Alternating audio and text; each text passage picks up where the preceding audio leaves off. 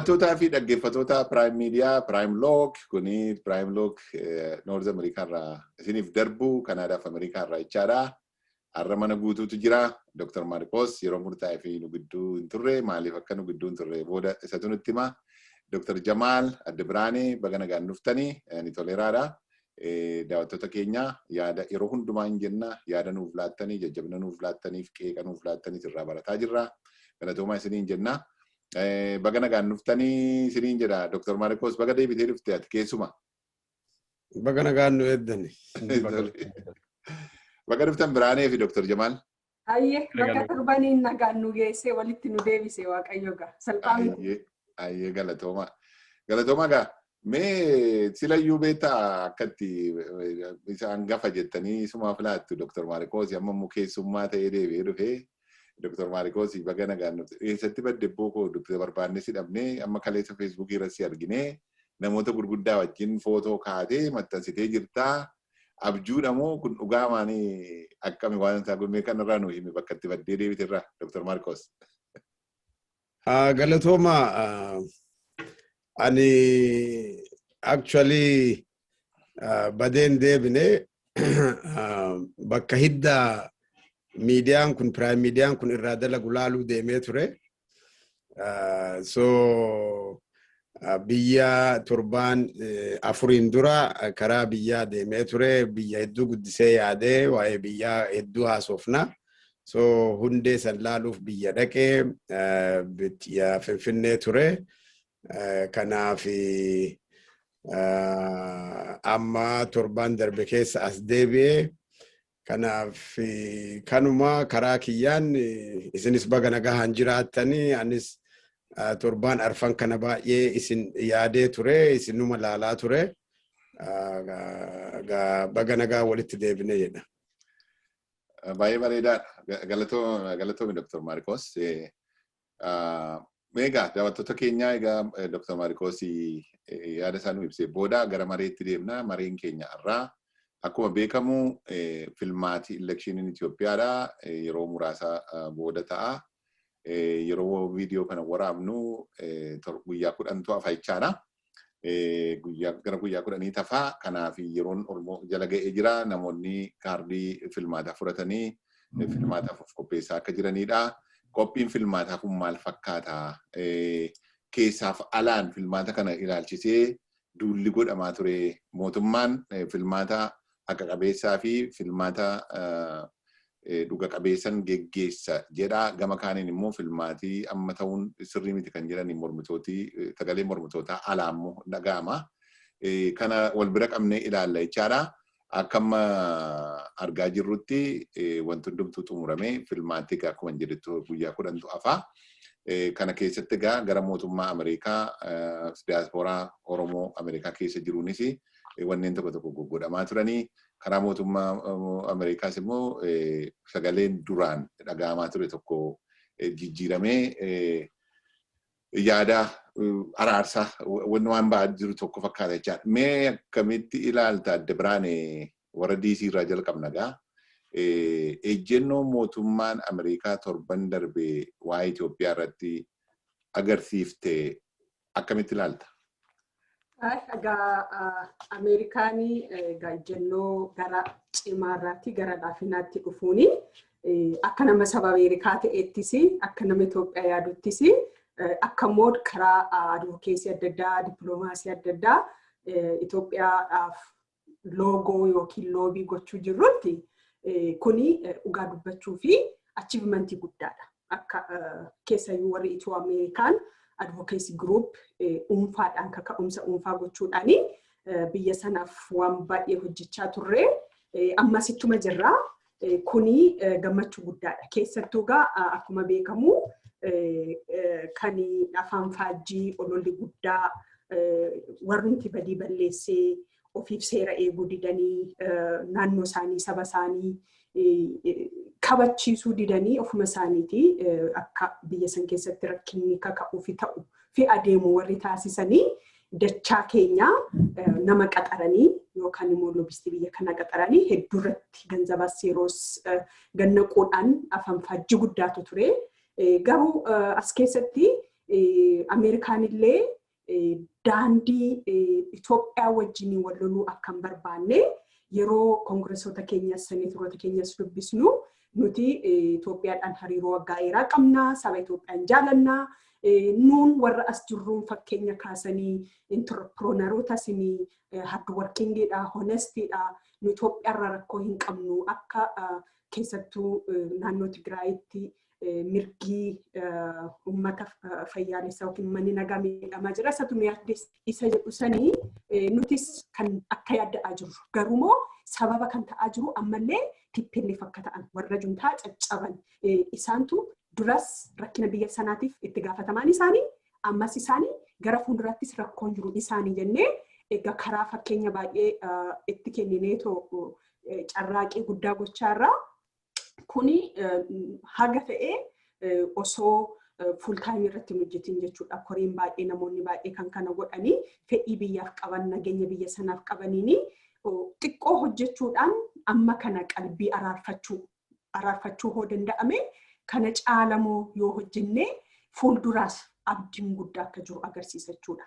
Gara hammeenya cimaa qophaa'an irraati gara laafeenyatti biyya sana filannoo sana maallaqa kennuu kana gochuun isaanii hubannootti qalbiitti deebi'uun isaanii hojii baay'ee akka gara fuulduraatti nutis hojjennu mannis biyyaas immoo nu qofaa miti nuti asitti haga dandeenye deemuu dandeenya warri biyyaas deebii tattaaffii godhaniin namni asii seneetarri asii deemee biyya muummicha ministeera dhimma haaf achi ture akkasumas immoo konsernii kana qabatanii naannoo sanarratti hojjechaa jiru.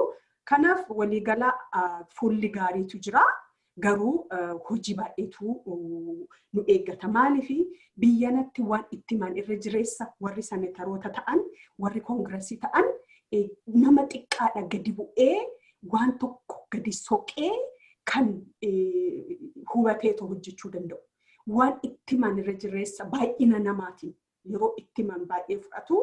Nuti immoo tiwutariidhaanis bilbiluudhaanis egaa waan baay'ee hojjechaarra milkii gaariidhaan jedha karaa kootiini kan kana caalu garuu nurraa eegama warri biyyaas immoo hooggantoonni biyyaa jecha dubbatanirraa waan hojjetanirraa isa nuti yaannu kana deeggarsa gochuu qabu araarfachuutu gaariidha kadhachuu miti araarfachuun jecha dippiloomaasii dubbachuun kuni egaa akkamittiin ibsuu danda'a. Nagaleer baay'ee ulfaadha. Wanni tokko jira wannuma irratti walii gallu tokko torban lamaan sadan darbee haalli jennoon Ameerikaa gaariin turre yeroo sana wanti jedhame filmaatinuma geggeeffamaadha. Wanni isaan godhan kuni filmaata ayyamuu yookaan filmaatii haa ta'uu deemii yookaan dhaabii utuu hin taane yaada dippiloomaatikaali biyyoonni walii galuutu irra jiraata.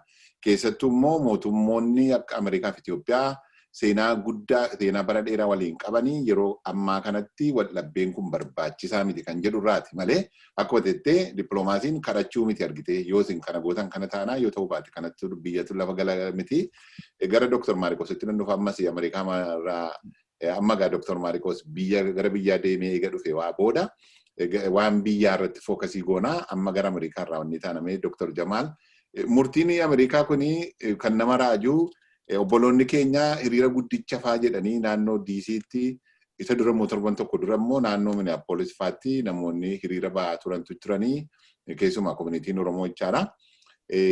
Achirratti illee waa isaan dubbataa turantu jiru.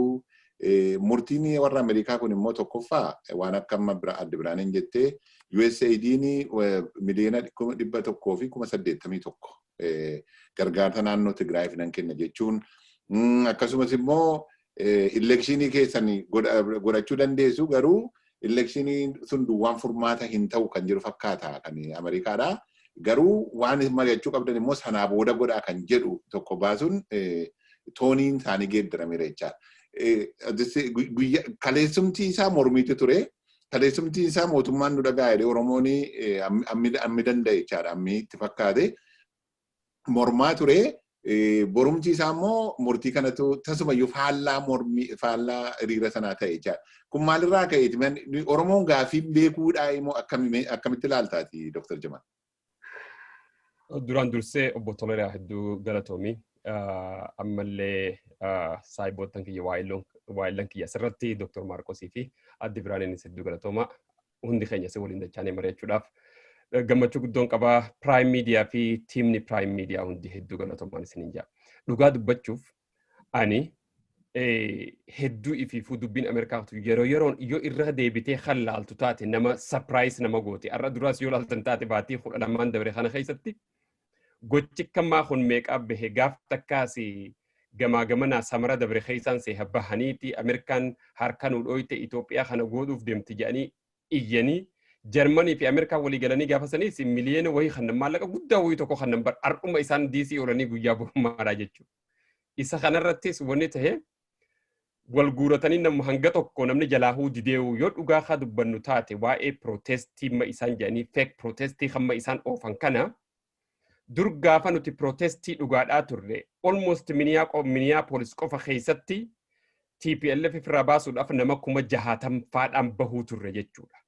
Ar'a nama 6 faamilii isaanii ijoollee xixiqqoo faa ijoollee amata lamaa faachi dhadhaaban kun dirree keessa dirree qaanyii dhaabbatanii kanama huccuun irraa yaatee dhaabbatuuti jechuudha.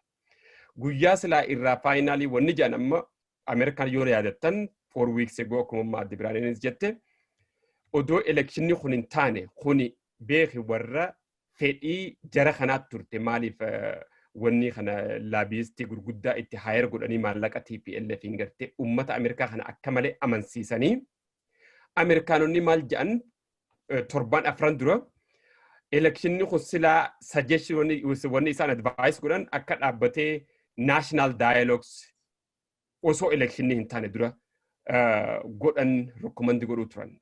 Ammoo deebi'anii guyyuma isaan silaa dhaqa waraqaalee irraa fuudhuu didanii arihanii VOL namni harree gaafa dadhabe gorboota tuma jan karaa keenyatti maayimaa isa kuni harree waggaa dadhabde gorboota tumta jan jarri isaan harka duduba muree ariinaani VOA afaan Amaaraa dura dhaqanii arrabsaa oolanii firraa galanii jechuudha. Amma dhugaa dubbachuuf miidiyaan tokko waan fedhe isaatu dubbata waan hin feene isaa dhiisa. Ichi dura dhaqanii guyyaa guutuu miidiyaa maarree janii miidiyaa nafxanyaa janii arrabsaa oolanii galanii jechuudha. Moohamuu isaaniiti. Borumti June 11 isaan June guyyaa 10 ichi oolanii warri Ameerikaa gabbaanii statementiin isaan godhan ummanni Itoophiyaadhaa waan san translate godhelleen ture Facebook irratti. Electionni kuni waan eventii guyyaa takkaatti laalinaadhaa. Bahaadhaa nama jaalatan elekti godha ammoo post election eega electionni dabre booda waliin taa'aadhaa marihadhaadhaa biyya san kara dimokiraasii fiisisaa. Ta biraa significant leetarii isa yoo halaaltan taate wanna nabeen godhuudhatti jiru Ethiopian board election national election hajanii kun godhaa jiru akka malee isin galatoonfanna akka isin halkanii fi guyyaa carraayxanii dalaguudhatti jirtan biyya san dimokiraasii dhugaa fiisisuudhatti jirtan mootummaan Itoophiyaa hundi janii leetara san keessa gajja'anii dubbatan jechuudha. Kun ardhaan tana sabaa sablammiin Itoophiyaadhaa governmentiin Itoophiyaadhaa victoriidhaan galan jechuudhaan 99.99% moohatanii moohannee galle jechuudha. Kana waan fiderraa hin isinii xiqqootu qaba. Warri Ameerikaa kun ifiifuu hedduu biizi sanatoroonni Ameerikaatis Gavranoorri Ameerikaatis warri biyya tanaan fiigu hedduu biizi rakkinni biyya Ameerikaa keessa jiru isaan biizii godhe jira. Waan biyya alaa hedduun beekan waan biyya alaa yoo arra Dr. Jamaal ka'ee kana godhi je'ee kijiba feekiitti himees obbo Toleeraan godhuus Dr. Maarqos godhuus adde Biraaneen godhuus namuma irra itti deddeebi'ee waa keessa hubachiise jala deeman yeroo hunda waliin argirra. Asii ka'ee kana maaltu na hubachiise seeta Gavranoori Nebraska bira dhaqee interviewlee godheetiin Facebook irratti illee gadhiisee jira. Waan Itoophiyaa sa'a 3 waliin teenyee from A to Z barsiisee haa'edaa biyyi sun biyya akkanaatti dhugaa dubbachuuf amata meeqaan biyya kanaan fiiguudhatti jira akka liideraatti andila sin beeku jee Itoophiyaa.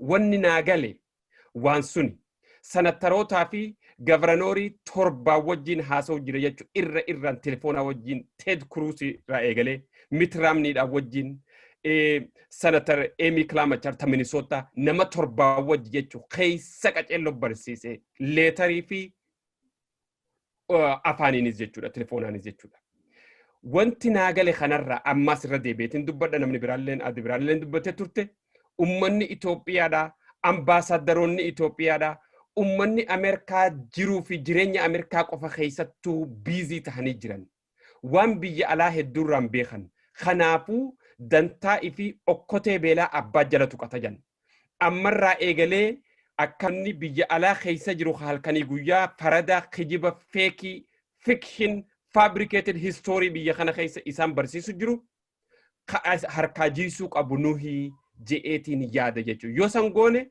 akkuma amma moone kana moona fuula duraas moohuudhaaf jirra amma albertaa keessatti wanni bahajanii jalaa bahuutu jiran histon asii kaanii dhaqanii maallaqa gurrajanii khadur gaafa namni biraa hoggaa dhaqe gaafa TPLF san namni kumni meeqa dhufee daawwatu nama sadii mana nama tokko ta'anii ichuma bira ta'anii teeksinaa godhanii bari Dr. Jamal Taqasi waan deemu jiru janiiti ifiifuu waliin taane jechuudha ifiifuu waliin taane ummanni kuni ummata kijibaan deemu namni kijibaan deemu ni kufa Itoophiyaan mootummaan Itoophiyaatii fi nuti warri biyya san jaalanu dhugaa qabannee deemuudhaatti jirra dhugaa saniif moone jabaadhaa mooneen jaa hangasi. Galatoomi Dr. Jamal. Dr. Marcos gara kee dhufaa jira. Akkuma tu jette gara biyyaa deemtee dhuftee yeroo murtaa'echi turtee dhuftee warra miidiyaa irra teenyee waa ilaallurraa waan uummanni qabatamaadhaan keessa jiru waan argitee dhuftee natti fakkaata. Ammam deemte Itoophiyaa keessa fakkeenyaa fi Finfinneedhumatti deebite moo gara bakka dhalootaa gara baadiyyaa gara kutaa biyyaa dhaqxeettamoo akkasitti yoo argitee just observationiin kee maal fakkaata jedhuuf nu gargaara kuni. Amma gaa filmaatatti deemaa jira. Filmaati kun ifatti deemaa jira. Miidiyaarra wanta arginu caalaa wanta lafarra jiru uummatatu beeka.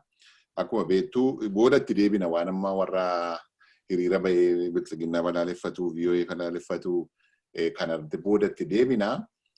Garuu qophiin uummataaf qophiin mootummaa waan miidiyaarra dhageenyurraa yoo wal bira qabdee ilaalte ammam wal fudhataa jira.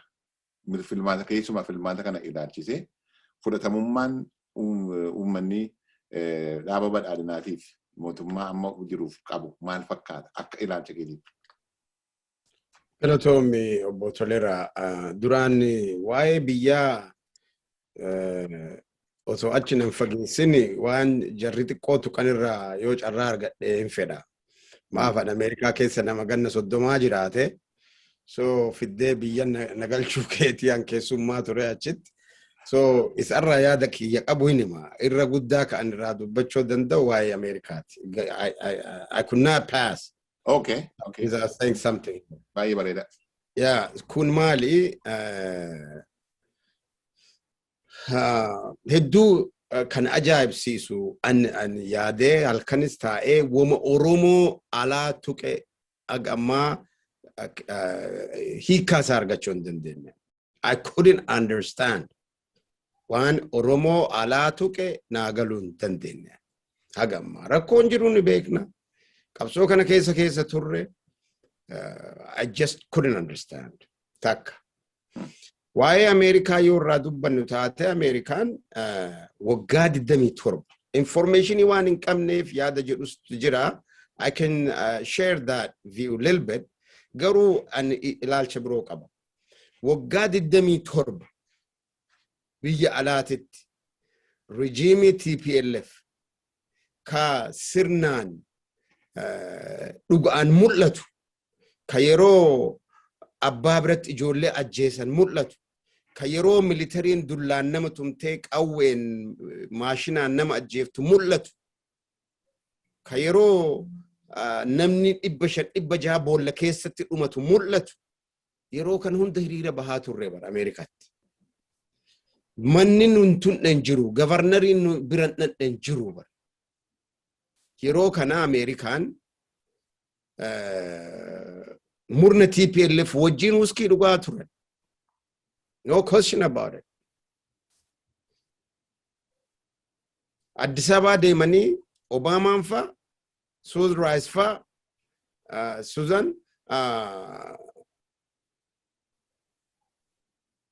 cozy relationship with Mallas and Siyum and everybody. Kan hunda godhaa turani fakkeenya Afrikaati jedhanii dubbataa turan jarri kun. Yeroo ummanni biyya sanii unanimously miidhaa economy, miidhaa jireenya, miidhaa mirgaa, miidhaa hunda karaa hundaanu ummanni jiruun isaa hadhaayu jarri kun guyyaa takka waan takka hin jennu. Actually against kenna deemaa turan. All of a sudden sadarkaa diplomaatii Itoophiyaa ka waggaa sadiin kana keessatti reformi biyya sanii fiduuf jecha namni irraa du'aa jiru, kaalkanii guyyaa ce'utti jiru, biyya kana useenuu hin dandeettanii viizaas hin dhooggannaa jedhanii akka Iraanii akka North Kooriyaatitti maaqabiirra kaahanii bara. Within short time. Not only that, sanctionii hunda haga G7 itti kennamuuf dirasii sodaat ture. Itoophiyaa amma akka salphan laalaarru kana bar baay'ee affektii Itoophiyaa godhuuf Itoophiyaan akka carraa ta'e hiriyoota biroo akka Chaayinaa akka Raashiyaa horatanii Afrikaan guutuun waan Itoophiyaa cinaa dhaabbattuuf sodaatan malee anini waan Ameerikaan goote akka salphatti ilaalu. Haa ta'u they tested the water. I said, OBN irrattillee interview godhee ture, Americans are good listeners.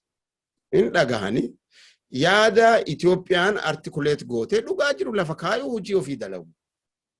Addunyaanis ni laalti. Ameerikaan karaa dhattee Itoophiyaa boomii gootuun hin qabdu. Maaf ilma Ameerikaa tokko Ameerikaan Itoophiyaan hin ajjeefne waan goone Ameerikaan tunne. National interest Ameerikaan tunne Itoophiyaan. So there is no way that they can open any war. Miidhuun ni danda'a. Gibsin gargaaruuf kana godhan. Kunini Trump gaafa raanii godhaa ture. Maybe Biden yoo dhufe Itoophiyaa adraa of jijjiiruuf deemtu kana ni gargaaraa jedhame campaign guddatu godhameef. But as soon as he came, Ethiopia irratti maaqabii tolche Biden. As soon as he came, and one Trump jedhe sani Trump in chala dhugaa godhe. Garuu what changed now? What changed is this, the truth. Addunyaan irraa fudhataa jirtu dhugaanis lafa jirani beeku. Ethiopianis dhara isaan qabanin qabani. So actually Jim Inhofe, the Republican namni nun eegne biyya deeme dhugaa Itoophiyaa TPLF terrorist organization ta'uu isii dhugaa isii dubbate jechuudha. This is senior American lawmaker. Baay'ee jara kana sodaachise jechuudha. Kanammoo akka ta'u ummanni keenya ka biyya kana jiru ummanni Oromoo ummata Oromoo jechuun danda'u actually. Grouping kuni maaf akka hidhatanii lola hin mo'achuu hin dandeenye tokko dhiibanii maqaa of balleessanii ummata keenya turii keessa naqanii galu TPLF wajjin tahanii our strategic alliance jedhanii ummata keenya salphise wajjin dhaabatanii Ameerikaa loobistii dur maallaqa dur hin dhumanne hiriyyummaa dur TPLF irraan dhumanne ka Ameerikaan hagammaa hin fixanne ka hagammaa hiriyyummaan sun jiru Siyyum Masfinfaa wajjin jiru kana rejuvenate godhanii Itoophiyaa irratti argitee lola banuu barbaadanii filmaanni kunis akkan godhamne Ameerikaan try godhaa turte jara kana wajjin, but they knew that Itoophiyaan namni Itoophiyaa jiru marri lafarraa dhumata malee mootummaan sun murteeffatee filmaatattis deemaa jira. Waan ofii dalagus projektii ofii biyya ijaaruu isaatitti deemaa jira. Kana arganii amma they came back. So what we kanu jechoo barbaannu bittituni yoo dhugaa qabaatte yoo dhugaan deemaa jiraatte Ameerikaanis haga feete waan feete yoo jette doolaara ofii dhooggatti adda Itoophiyaa keessatti namni dhagaa tumutti jiru Chaayinaa fa'a biyya nu ijaaru jiru. Ameerikaan namni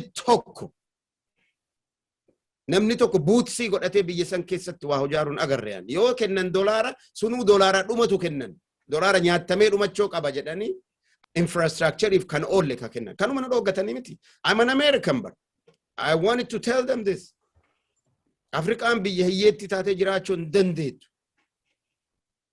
Afrikaan guddachuu fi Itoophiyaan guddachuu qabdi of danda'uu qabdi Keeniyaan guddachuu qabdi kanaaf this is what we advocate for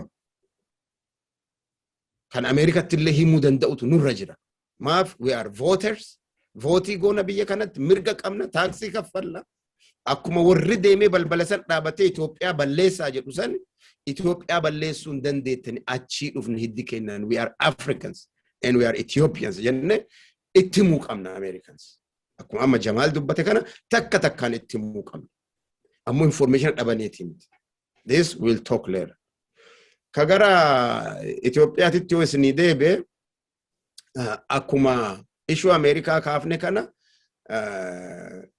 Itoophiyaan argitanii reformii irra jirti filmaanni kun akka hin godhamne humni barbaadu hedduutu jira Itoophiyaa keessas sababa barbaadu maaf wanni isaan calculate godhani democracy at work osoo hin ta'in mo'achuu dandeenya dubbi where are we so yon danda'amne rabshaa uumne filmaata kan akkuma goone akka inni harkifatu godhuudha warri Amaaras kana godhaa turan warri Oromoos kana godhaa turan hin danda'amne garuu biyya amma gadeeme sammuu Ameerikaa keessa jiruun let me be honest sammuu Ameerikaa keessa jiruun biyya dhaqee miti torbaan tokko bubbulee TV laalee nama wajjin haasa'ee yoo laalu biyya biraa keessa waan jiru natti fakkaate newsii asitti dhageennu haala asitti nu laalu kun is different so when you drive around Addis Ababa or Finfinne campaigning ka America caala billboardin isin argitan gugurdaan kunniin biltsiginnaa partii filaa duula filannoo badhaadhina it's picturing hundinuu billboardin hundinuu magaalaan guutuun Abiy and waan birooti gammachuun waan birooti katamaan ni dalagdi ababaan qophaa'aa jira karaan xaragamaa jira and then Finfinne yoo gadi baatan you cannot even drive through highways you know why ummanni karaa Oromiyaa keessa every day party biltsiginnaa argitee hiriira bahanii deeggarsi motoriidhaan maaliidhaan karaan cufamee karaa darbuyyuu hin dandeettan sodaa arma jiru kun hin jiru and I have said biltsiginnaa will win in Finfinne adhaamiti ji'a 10 dura jedhe amma Finfinne jedha in Oromiyaa amma akkuma beektan maybe 99.9% is given jarrillee keessaa yaa'anii warri silaa dorgomanii kanaaf bitti amma sa'a kana maali jirti hafuurri namaa maali jira guyyaa filmaataa kana eeggachuutti jira biyyini fakkeenyaa fi activity amma warri badhaadhinaa geggeessu kana biyya keessa bal'inaan kalaaltan kun bahanii kana isinii goona jedhaan jiran eebbisaa jiran wanni eebbisaaran kun ammoo projektii waggaa lamaa deemaa ture projektii waggaa deemaa ture hin xumurame malee xumuramee eebbifamaara malee waan filmaataaf jedhamee within ammuma tana bahanii ummata waadaa seenaaranii miti akka horii haganaa isinii kennina jedhanii they are deemanii ribenii muruu jiran buildingi waggaa guutuu dalagame jechoodha karaa dalagame jechoodha misooma qotee bulaa jechoodha biyyi dhugaa isinii himaati I just feel like going back and live there just for happiness biyyi baay'ee namatti tola abdii guddatu mul'ata karaa kiyyaan I see a better future mootummaan sunis cimeet itti deemutti jira yeroo fi paartii badhaadhinaa kana hunni sochoosu waan jiru natti fakkaatu garuu paartoliin biraa mixii ta'anii paarlamaa keessa akka seenan abdii qaba warri akka Izeemaa jiru warri biroos jiru it's going to be multi-party. Garuu mootummaa control ka godhu anak laalee akka argetti partii badhaadhinaa kana natti fakkaata karaa kiyya. Baay'ee galatoomi Dr. Marcos hundumti keessa nu galatoomaa. Megarama waan bareeddu kaase Dr. Marcos. Oromoon biyya alaa jiru kun maal ta'e Oromoon ala jiru kun kan jedhu maaluma ta'e kan jedhu namoota wajjin naa ta'u na beektaa namoota yaada wal fakkaatu qabdu wajjin by the way namoota yaada wal fakkaatu qabnu wajjin yeroo haasoftu akka kana social media irratti baaftee nama arrabsuudhaan miti tasgabbooftee afuula liqimsitee nutu akka malee hubate moo jarata akka malee hubate kan jiru namoota wajjin haasoftu gara jalqabaa namu of gaafataa ture anatu rongiidha moo maaltu nu irratti anatu hubachuu dadhabe na jira kana dhugaa qabaayyuti han hubachuu dadhabe moo inni yeroo nu teenye of gaafanne jira eventually gara booda garuu wanti nu hubanne warra sanatti nu hubanne kan afaan guuteen dubbadha mee fakkeenya tokko nasidii kenna VOA balaaleffachuun kaayyoo hiriira sanaa ture VOA balaaleffachuun balaaleffachuudhaani maal achiivii goota VOA afaan Amaariffaa balaaleffachuudhaani uummata Oromootiif bu'aa maalii buufta tokko lammata kan biraa dhiisaatii namoota biltsiginnaatti hidhata qabaniin dubbisinaa isaanii wajjin yoo obboleessa kee ta'e illee lagadhu jedhanii achirratti labsuun kaayyoo hiriira kanaa ture kun uummata Oromoof bu'aa maalii buusa jira kana ilaalaa qophii calluma jedheetan OMN ilaalan ture qophii borii jedhani qophii borii gaafa sagalii jechaadha gaafa kudhanitti DC'tti biraaneen hin beekti baay'ee isaanii irbaata fa'aa qopheessanii waan akkasii community toonni ta'an calla godhee dhaggeeffataa ture. Maal dhiifama waan fudhatu TPLF fi Tigreenii nama miliyoonii 5 taate gaafa hiriira ba'an garuu 5,1000 caalaa dabilii keenya ta'u nummoo baay'inni keenya amma kana isaanii qixxaachuu qabna. Ilaali ammallee TPLF dhaan dorgomu jechaadha. Yaadattu waggaa 15 dura Eertiraa akka saamonni itti fudhataa ture. Uummati Eertiraa horii amma kanaa buusee, uummati Eertiraa akka kana qabsaa'ee, mootummaan Eertiraa akka kana qabsaa'ee isaanii moodelii godhachaa ture. Har'a galagalchoo immoo gaddeebitee uummata xinnoo akkasiitiin wal dorgomtaa nummoo xiiqeffannee amma TPLF geenyee argamuu qabna kan jedhuuniti OMN irratti dubbatu dhossaa miti. Kan biraan Human Rights Watch itti gaafatamtuun East Africaadhaa waa'ee gurbaa mucaa hundumatu keenya gaddaa actually nama gurbaa Dambidollootti du'ellee kanaan dura sagantaa keenya irratti haasofne yeroo hundumatu keenyatu gaddaa sun sirrii miti irratti walii gallaa ishiin East Africaatti itti gaafatamtuu taatee waan kana jabeessitee waan bareeteef Itoophiyaadhaaf hin dhumeedhaniitu celebrate godhu turan OMN irraa. Nama sadii ta'anii gaazexeessitoota nama sadii ta'aniitu celebrate godhu isheen kana jetteennaan hin dhumeef Itoophiyaadha. Itoophiyaan dubartii tokko Human Rights Watch East Africaatti itti gaafatamtu tokkotu biyya Itoophiyaatti ibsa baafteetu Itoophiyaa geeddartiidhaniitu irraa burraaqu. Maali amma kana gaddeebine maayinni amma kana gadi nu xiqqeesse kan jedhutu gaaffii natti ta'a. Mee kanarraa maal jettaa adda biraa? Yaa jaallan kiyya ammas wanti diiyaasporaa fi wanti Oromoo kana haasabuun akkuma beekamu deebisnee of warrabsuudha. Arrabsuun kun of sirreessuudha. Akka kanatti naa hubadhati. Itti qaanofta beeki. Amaarri waan jaallate haasaa ooluu danda'a. Tigireen waan haasa'e barbaaduu haasa'uu danda'a. Eertiraan waan barbaade Keeniyaan, Yugaandaan wanta fedhe haasa'uu danda'a sarraa dhimma hin qabnu. Kun garuu nu xiqqeessa isaaniin arrabsaa jiru kun. Uummata keenya arrabsiisaa jiru maa nu xiqqeessuudha amma kun. Argitee kan nagawa dhaga'u kan irratti dubbanna malee of arrabsina miti adda biraan akka kanatti naa hubadhu nama arrabsaa jirra miti dhugaa jiru dubbataa jirra dhugaan immoo dhugaadha. Seenaadha kun argitee. Asirratti kan inni akkas jechuuf jiru maaliifan kana jedhee hojjettani ofuma xiqqeessina maaliif nutis Oromoodha nutis diiyaasporaadha inni kun nu hunda ilaallataadha. Yoo bakka hiriira sanarratti illee hin argamne wanti ta'aa jiru akka Oromootti nu laallata.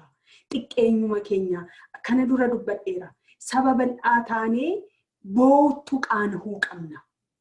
Oromoon saba makanaa ta'e yeroo muummichi ministeeraa qabee kan naannoo Oromiyaa bulchan ijoolleen nu gadi Shimallis Faamuriidhaan nu gadidha.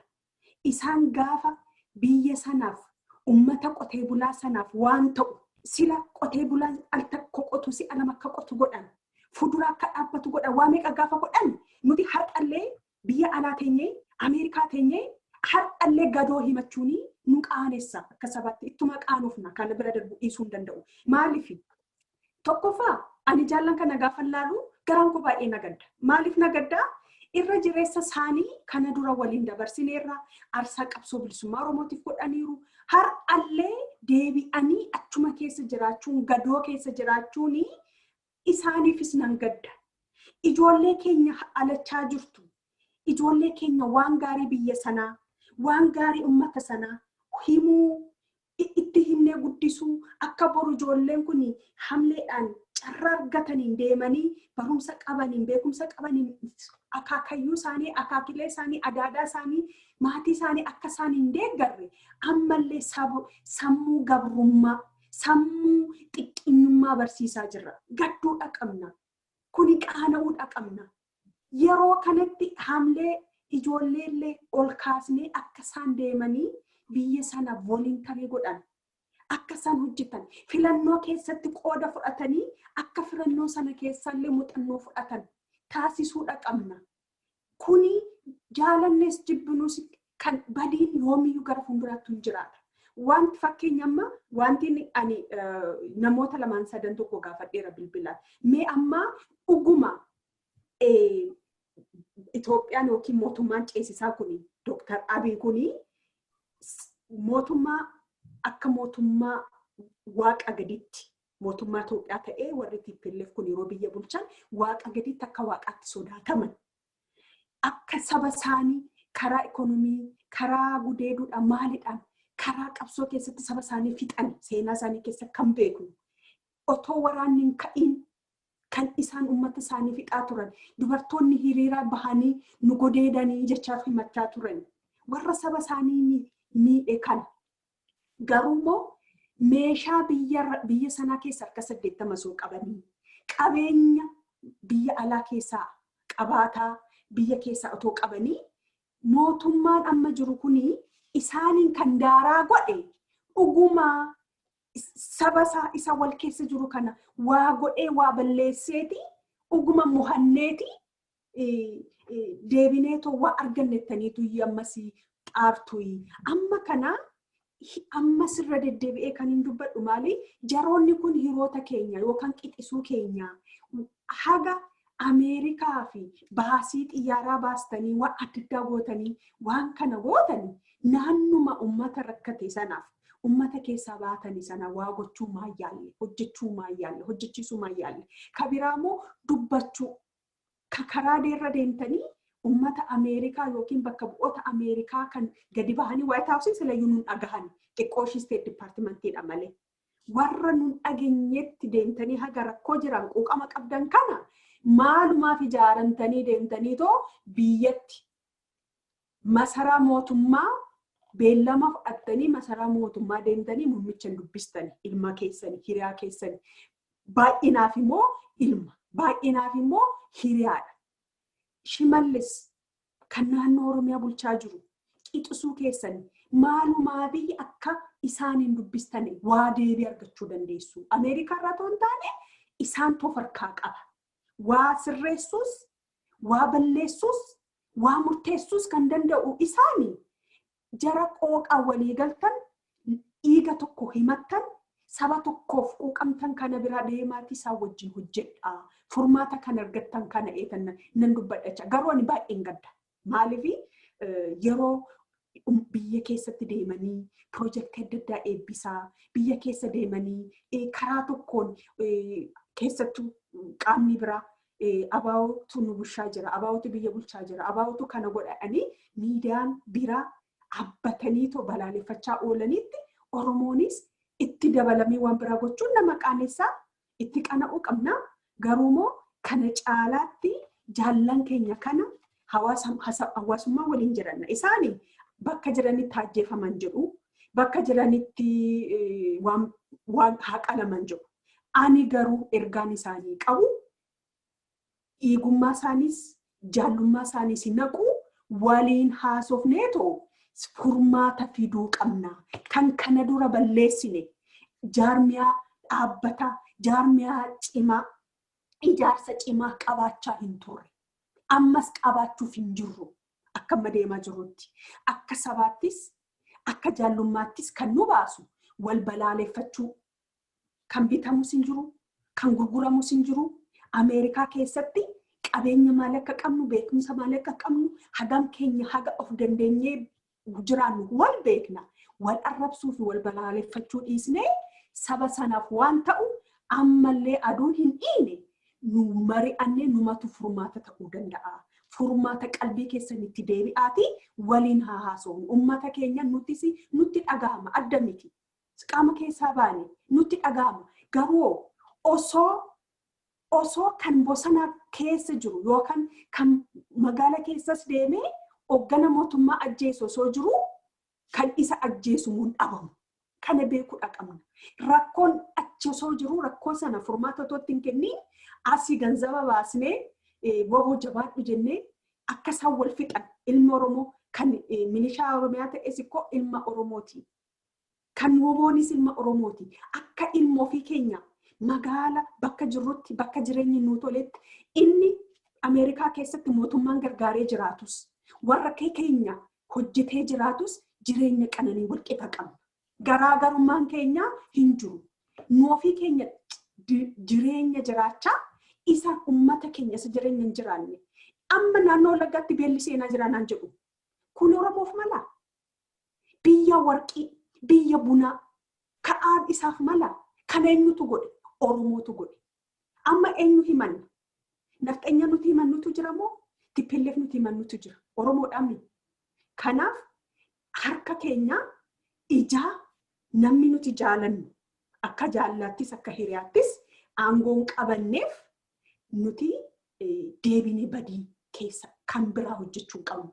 Kan jaallan keenyas aangoon qabanneef isuma nuti duraan ijaaramnee hin jirreef, isuma nuti qophoofnee hin jirreef, balleessaa keenya isa duraa irra deddeebinee balleessinee amma maqaas qaaniif ta'uu hin qabnu kan duraarraa barannee nama Abiyyoo xiqqaate waggaa 10 jedhee aniitu komatumi ani waggaa 20 haa ta'u 30 haa ta'uuf garuu kan Abiyyiin caalu kan Abiyyiin bakka bu'u oomishuu irratti haa hojjennu mari'annee wal arrabsuu irratti otoo hin taane kana jedhee tan jaallan kootiifis isiniifis yaanni baay'eedha nama keessaa burqaa maaliif waliin jiraannaa ergaa bareedduudha. Qabaabsuu naa wayya. Baay'ee bareedduudha kun yaada araaraati. Argitee namni tokko jibba odeessee jibba odeessaa ooluun nurra hin jiraatu. Dhugaan jiru immoo kana nama humnaan na jaalladhu jechuun hin danda'amu. Sababni isaanii akkasii akka nama qoodanii kana irratti ta'u maaloo jedhanis immoo aangoos ittiin qabanii, dandeettii ittiin qabanii, mooraalis ittiin qabanii namni isaan diimtuu tokkotti, cabduu tokkotti lakkaa'u hin jiru sana. Garuu jaalalaan akka tammaa softe kana walii wajjin haasa'uudhaani haa ta'u. Tarii wanni isaan dur jedhan tokko jira. Opiidiyoonni nama barate hin qabdu, nama yaadu hin qabdu maal. Isa akka itti yaadu isaan. Har'a saayintistootatu keessa jira boo. Namoota addunyaa geeddaraa jirutu jira. Namoota biyya geeddaraa jirutu jira. Akka kanatti waanuma durii sana yaadanii opiidiyoonni booji'amaatu dhufeetu mootummaa ta'e jedhan sana keessaa ofii booji'amaa ta'e hafta. Kanarraan kan hafe akka kanatti wal ilaaluun baay'ee barbaachisaa miti galatoomu. Dr. Jamaal atillee kanuma irratti akkati wanni taatu waa'ee VOA ati tila kaaftee turte waa'ee bilxiginnaa irraa baqadhaa balfachuu jechaadha kan jedhu ture. It's really kaayyoon hiriira sanaa kana dhuguma kanarraa bu'aan argama. Kun amma ergaa hiriirri sun akkitti godhame mootummaa Ameerikaatti muufii keenya himannaa mootummaan Ameerikaa immoo waan qabe kana jabeessu isa viizaa restrictionii kana isa sanctionii kana jabeessuudha ture. Dhaqee garuu VOA irratti akka ta'e VOAdha bilxiginnaa balaaleffachuudha waan akkasiitu wanni ta'e. So what's wrong with these people? Obbo Toleeraa hedduu galatoome.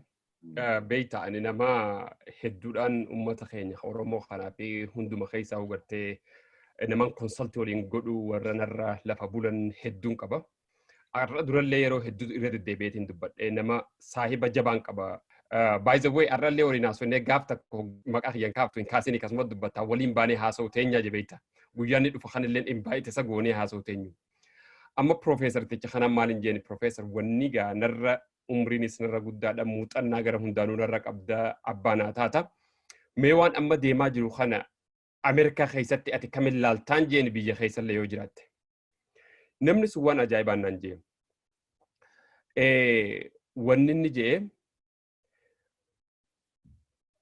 gaafuma dura Oromoon lafaa kaatee sirna gartee hamaa jalaahi baanee sabaa fi sablammii biyya sanii sirna bereedaa sirna dimokiraatawaa dhugaa finnaaf akka saba Oromootii fi akka saba kaanittis ammata 60-70 dura wal mari'atanii ganda xiqqaarraa ka'anii onna jedhanii wanni ture siin jedha dubbii isaa qaceloo keessan deemu. Maajoritiin ummata sanii waan gaarii irratti xiyyeeffachuu turanii jira. Ammoo warra san keessa nama gartee dhimma mataa isaatii deemuutu ila ar'aan nu laamsheessuu ture jedhe. Ar'aan tanaas tokko tokkoon warri Ameerikaa keessatti illiitiin Ameerikaa fi biyya Yuuroop keessa deemanii keessaahuu nama bilisummaa hunda balaaleffadhaa maal sabaa sablammii hunda balaaleffadhaa jiru kuni ar'aa miti gaafa qiyamaallee walii galuu hin teenyu waliifis galuu hin teeysanii je maaliif jennaani dhimma dhuunfaati malee dubbiin dhimma sabaatii miti warri mantana illiitii nama biyya faranjii keessa taa'ee waan jechuu jiru kuni warra lafarrattis wal beeynu warra gaafa isaan biyya san dhaqaniis finfinnettis walgarree waliin teenye haasoyne eega biyya sanit deebi'anii seenaa wal beeynu dhimma dhuunfaarratti namni hoggaa wal lole araaramni hin jiru je. Wanti gaariin the bright future je wanni gaariin warri isaan jala deemu warri isaan bireen wash godhanii jala deemu haasawa gaariidhaan amma akka haasawun itti yaada gaarii dhiyeessaa fi jirru lakka biyyi tuni gartee elekshinii kunis dabree biyyi tasgabbaawaa deemtuun jalaa gara galanii leexaa akka muka gartee baala buufatee hafuu ta'anii je. Jarri liidaroonni kun ammoo liidara tahee illiitiin halkanii fi guyyaa mootummaa kanarra dhagaa darbuu jirtu. Oromoo hundarratti dhagaa darbuudha jiran kun warri as keessa naannawa adda addaati naannawa Wallaggaarraa naannawa Gujiirraa Booranaarraa biyya alaa taa'ee kana duuba taa'ee gartee hiriiraatti ergaa wal ficcisiisaa Oromoo ficcisiisaa jira kun sin ja'a namni kuni guyyaa isaan nama wajjin deemu dhabanii hafan akkanuma hafuu ta'anii dhufa malee isaan wanni feete kannituufis wanni isaan deemaniif waan biraati. Araaramni isaan wanni isaan araarsaa hin jirtu je. Maaliif wanni isaan barbaadan waan biraati kursiin isaan barbaadanillee karaan bilook tahee jira. So an kanarraa wanni jechuu barbaade akkuma waliin laallee garuu dhugaa dubbachuuf waan hedduu nama qaanfachiisu. An akka nama baratee tokkotti, akka nama Oromoo tokkotti, akka nama Itoophiyaatti, akkuma dhala ilma namaattis. Akka nama waa'ee polotikaa kanallee xiinxalee beekuu yooni waa'ee polotikaallee barachuu baadhe waan nama qaanfachiisu. Arra biyya san keessatti baadiyyaa Harargee, baadiyyaa Wallaggaa, baadiyyaa Arsii, baadiyyaa Amboo kana keessa namni deemeeti. Mootummaa tana aanan itti kannanii badhaadhee filanna jedhanii orii'uudhaatti jiran. Nama kanaanii biyya alaa Landanfaa keessa taa'anii ilman garaati jedhanii ummata ifiifuu kophee jijjiirrachuu hin dandahin ka ilma keenyaaf biyya bulcha jedhee wanna jechuu jiru jechuudha. Tunuu qaanyiidha. Arra duraan gaaf tokko kitaaba wayii tokko dubbise maal jedha kitaabni kuni everything that we see ja waan society'n irra walii galtee amma halkan kajennu kunii fi guyyaa kajennu yo society'n irra walii galtee maqaa jijjiirre. Halkan jechuun hoggaa aduun jirturra walii galle madukana kana. Guyyaa jechuun maqaa kana jijjiirraan waan majority'n jala deemte jala must accept godhuu qabna even when we know it is wrong wanni sun itti barameen jiru eega beeynu takka jechuudha. Wanni jechuu barbaade kanarratti odoo uummanummaan biyya bulchaa jiru kunu waan karaa dhugumaan amma ilmaan mililika dhugaa sanillee tahan taate eega majority'n accept isaan goote namni waa beeku accept godhuu qaba jechuun lola irra banuun qabu. Bilisginnaa fixaa, PP fixaa, Amaara fixaa, Nafxanyaa jechuun ta duraati gaafa Oromoon lama dhugaa dubbachuuf walitti dhuftee nafxanyaa jette nafxanyaa wanni jedhan nafxi jechuun afaan Oromootti qawweedha. Nafxanyaa jechuun abbaa qawwee ba'atee deemu. Amaara fixaa PP nama deeggaru hunda fixaa jechuun jiran oppinni lafaa bahanii jechuudha. So kanaafuu wanniin ani ji'uun akka obboleeyyan keenyaatti jara keenya qaaniidha wanni isinti jirtanii qaanfadhaa karaarraa deebi'aa maajoritii mootummaa kana filatee jira. Jaalattanis jibbitanis biyyitun fuula dura deemuuf teessi. Abiyyi Ahmad amma sadi keessatti waan mootiin biyya sanii ka amata 47 bulchilleen hin godhin amma sadi keessa qabatamaan nu garsiisu jira. Amma saayinsii irratti ani epidemiologistiidha. Evidence based janiini. Evidence based jechuun gaafa qorannaa dhukkuba dawaa wahii tokko agartee wanni sun ni godha jettee irratti hujji akka amma vaakisiin kanatti garte evidence based janiin jechuudha. Evidenceedhaan nu garsiisu jira takka lama sadi je'eeti.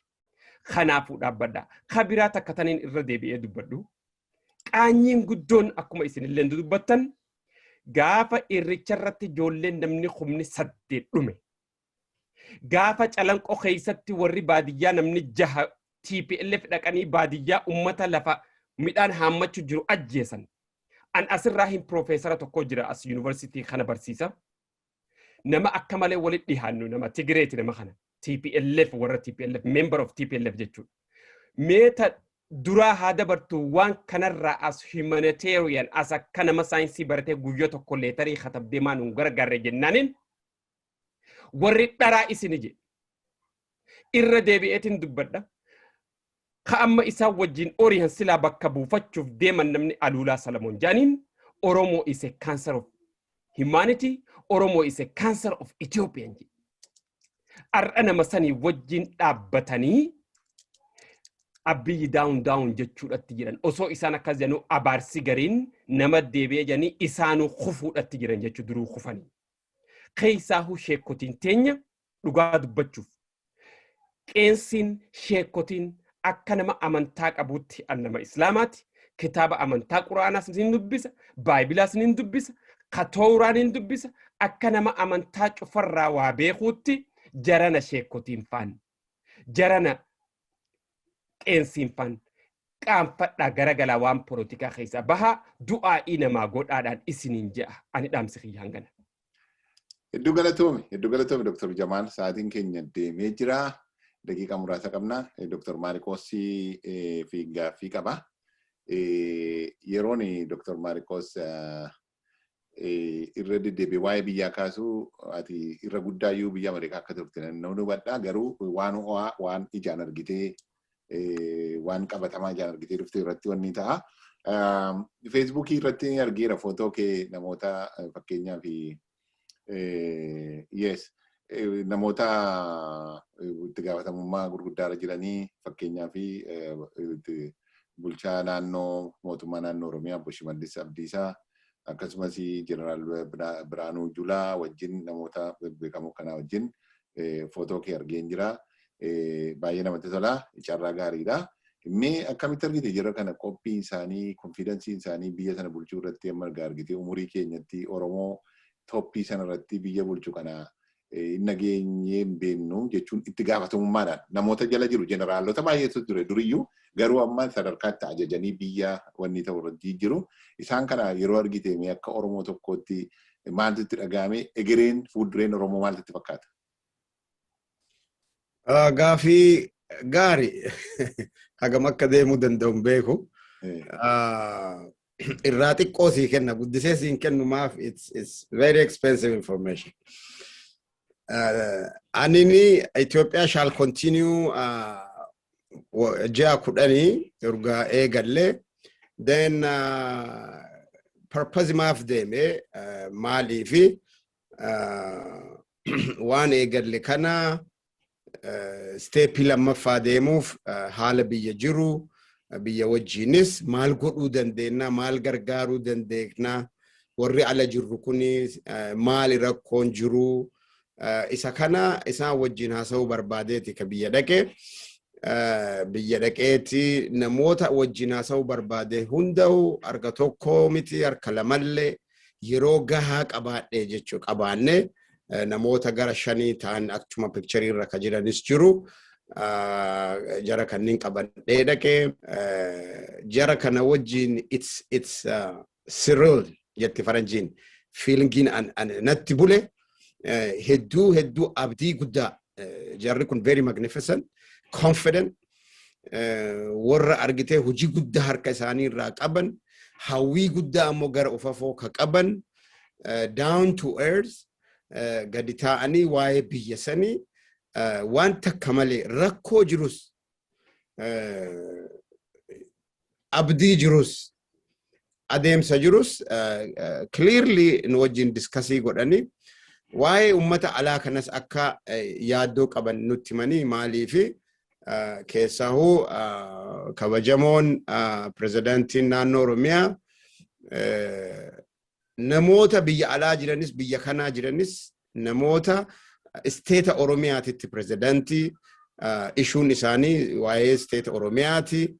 State Oromiyaa guddisuu kanarratti nama Oromiyaa keessa qubatu jireenya isaa fooyyessuu irratti ka biyya alaatis taa'ee waa'ee Oromiyaa yaadu isa gargaaruu irratti hawwii guddaa akka qaban na wajjin haasa'anii hedduu confidence cimaa irratti arge.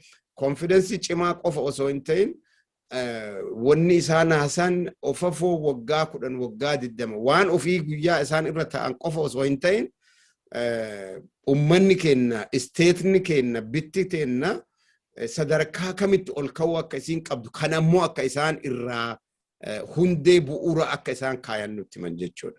Amma yeroon nu arginu kun filmaatatti ji'a haganatu hafe yoo naqu garuu abdii guddaa akka qabaniif akka bu'uura kana kaayan kana qofa osoo hin ta'in ammoo nu wajjin sujuuf warra ala jirru kana yaada fidnee isaaniin kana godha kana maangoone jennee complain godhu qofa osoo hin ta'in rakkoo biyya san jiru burokraasii biyya san jiru ka isaan fidan osoo hin ta'in ka biyya sanitti aadaa ta'e ta'uu nutti himanii isaanis ka wajjin rakkataaran ta'uu nutti himanii kana ammoo gara ofafootitti wajjin balleessuu dandeenya. Yaada ammoo biyya alaatitti qabdan maallaqa qofa osoo hin ta'in aadaa biyya alaatitti jaalattan jireenya biyya alaatitti jaalattan san hojiin yoo dhuftanii ka hojjan taate isin gargaara. Isin wajjin hojjanna. Isin wajjin deemna.